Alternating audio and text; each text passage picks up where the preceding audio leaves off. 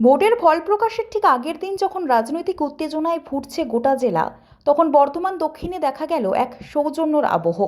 তবে এই সৌজন্যের আড়ালে লুকিয়েছিল এক গভীর রাজনৈতিক বার্তা। রবিবার গলসি বিধানসভার বিজেপি প্রার্থী রাজু পাত্র পৌঁছে গিয়েছিলেন বর্ধমান শহরের ২৬ নম্বর ওয়ার্ডের গোদা এলাকায় স্থানীয় বিজেপি নেতা রাজু মল্লিকের বাসভবনে। প্রার্থী আসার খবর পেয়ে এলাকায় উৎসবের মেজাজ তৈরি হয়। গোদা বেলতলা দুর্গা মন্দির সংলগ্ন এলাকায় রাজু পাত্রকে ফুলের মালা ও পদ্মফুল দিয়ে বরণ করে নেন স্থানীয় কর্মী সমর্থকরা। দীর্ঘ প্রচারের ক্লান্তি সরিয়ে এদিন প্রার্থীর মুখেও দেখা গেল চওড়া হাসি। তবে সভার ভিড় নয়, এদিন গুরুত্ব পেল সামাজিক মেলামেশা। এদিনের মূল আকর্ষণ ছিল দুপুরের জমাট বাঙালি আহার। মাছ, মাংস, দই আর মিষ্টি, কোনো কিছুরই কমতি ছিল না মেনুতে। রাজনৈতিক মহলের মতে এই মধ্যাহ্নভোজ নিছক খাওয়া দাওয়া নয়, বরং শাসক দলের তোলা খাদ্যাভ্যাসে নিষেধাজ্ঞার অভিযোগের মোক্ষম জবাব। মাছ মাংসের এই আয়োজন দিয়ে বিজেপি প্রার্থী বুঝিয়ে দিতে চাইলেন, ব্যক্তিগত খাদ্যাভ্যাসে নাক গলানোর কোনো পরিকল্পনা দলের নেই, যা আসলে একটি সুকৌশলী সফট মেসেজিং পলিটিক্স। স্বাগতিক নেতা রাজু মল্লিক বিষয়টিকে সম্পূর্ণ অরাজনৈতিক ও সৌজন্য সাক্ষাৎ হিসাবে ব্যাখ্যা করলেও রাজনৈতিক বিশ্লেষকদের মতে গণনার আগের দিনেই ঘরোয়া বৈঠক আসলে কর্মী সমর্থকদের মনোবল চাঙ্গা করার একটি মোক্ষম অস্ত্র। সরাসরি প্রচার বন্ধ থাকলেও মধ্যাহ্নভোজনের টেবিল থেকেই ভোটারদের ভুল ধারণা ভাঙার বার্তা পৌঁছে দিল বিজেপি শিবির। এখন দেখার এই মাছ মাংস কূটনীতির প্রভাব ইভিএম বাক্সে কতটা পড়ে, সব উত্তর মিলবে আগামীকাল।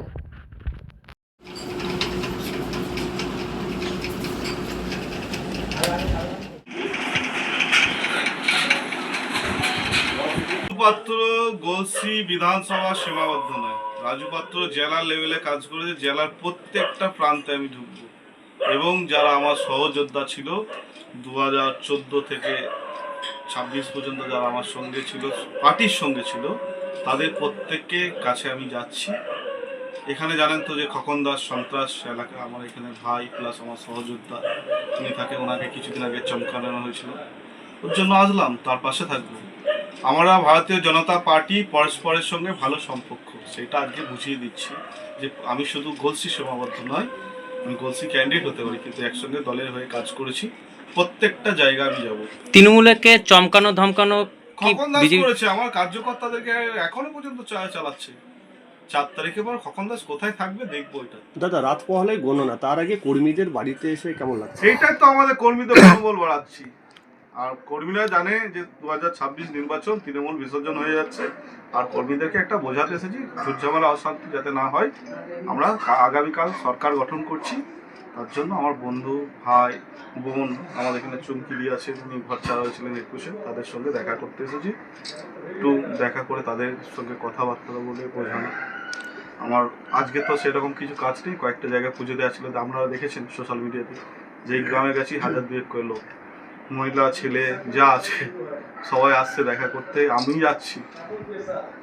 এতদিন আগে আপনারা তৃণমূলের বিধায়ক দেখেছেন, তাদের কাছে মানুষ আসতো, আমি এখন প্রত্যেকটা ঘরে ঘরে যাচ্ছি। এটাই তফাৎ, এটাই পরিবর্তন। ভাত খাবো, সব ভাত খাবো। তৃণমূল এখন পাগল হয়ে গেছে, ভুলভাল বকছে। আমি কালকে বাড়িতে মাংস ভাত খেয়েছি, এখনো খাবো। কর্মীর বাড়িতে এসেছেন মাছ ভাত? হ্যাঁ, মাছ ভাত, মাংস ভাত, ডিম সব খাবো। গঠন করছি, দেখবেন কোথাও বোমাবাজি হবে না, কোথাও মার্ডার হবে না, কোথাও রক্ত ঝরবে না। এটাই হচ্ছে পরিবর্তন। তৃণমূল কি কেউ যাচ্ছে না, সাইনটা দেখালে বুঝতে পারবেন। ওখানে আমারই সাইন হচ্ছে, সিল করতে যাচ্ছি আমি।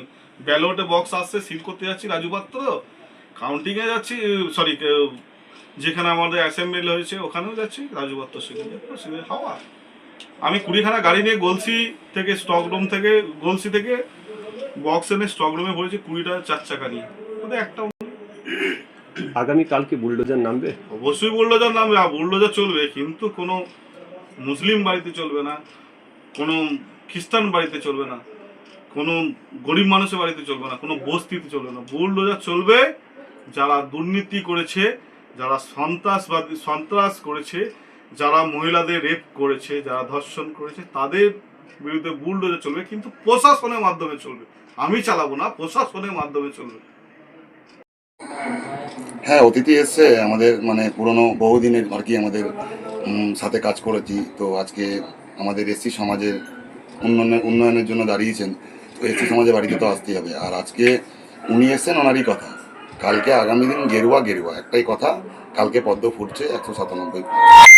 আজকে আমরা কি কি খাচ্ছি, প্রত্যেক দিন খাওয়া হবে, কে বলেছে না কোন মূলত যে সন্ত্রাস করেছে তাদের প্রতি অ্যাকশন নেওয়া হবে এবং প্রশাসন থ্রুতে বুল্ডোজার চালানো। উনি কখনো বলেনি যে আমরা বুল্ডোজার চালিয়ে দেবো, মানে সাধারণ মানুষের উপর বুল্ডোজার চালাবে, গরিব মানুষের উপর বুল্ডোজার চালাবে, এটা কখনোই উনি বলেননি। আচ্ছা, আমাদের ভালো লাগছে, আমাদের পাড়ার সবাই এসছে। আর রাজু পাত্র হচ্ছে শুধু গলসি বিধানসভায় সীমিত নয়, উনি একটা জেলার নেতা। তো ওনার আমাদের প্রত্যেক 16টা বিধানসভায় প্রত্যেক জায়গাতে কার্যকর্তা রয়েছে। তো গলসি বিধানসভা আগামীকাল শুধু ফলের মানে চিন্তা, মানে ফল একদম নিশ্চিত হয়ে রয়েছে, ঘোষণার দেরি শুধু। 294টা আসনের মধ্যে শুধুমাত্র দিল্লি রাজধানীতে নাম হচ্ছে রাজু পাত্র বুলডোজার বাবা। হ্যাঁ, বুল্ডোজার বাবা আমাদের তো সিএমও বলে দিয়ে গেছেন দিল্লি, তো সেরকম কাজ উনি করবেন। আর উনি ওখান থেকে মানে নিশ্চিতভাবে জয়ী হচ্ছেন, একদম 100%, 200% জয়ী হচ্ছেন। শুধু ঘোষণার অপেক্ষা, কালকে 9টা 11টা 12টার মধ্যে উনি এমএলএই এসছেন আমার বাড়ি।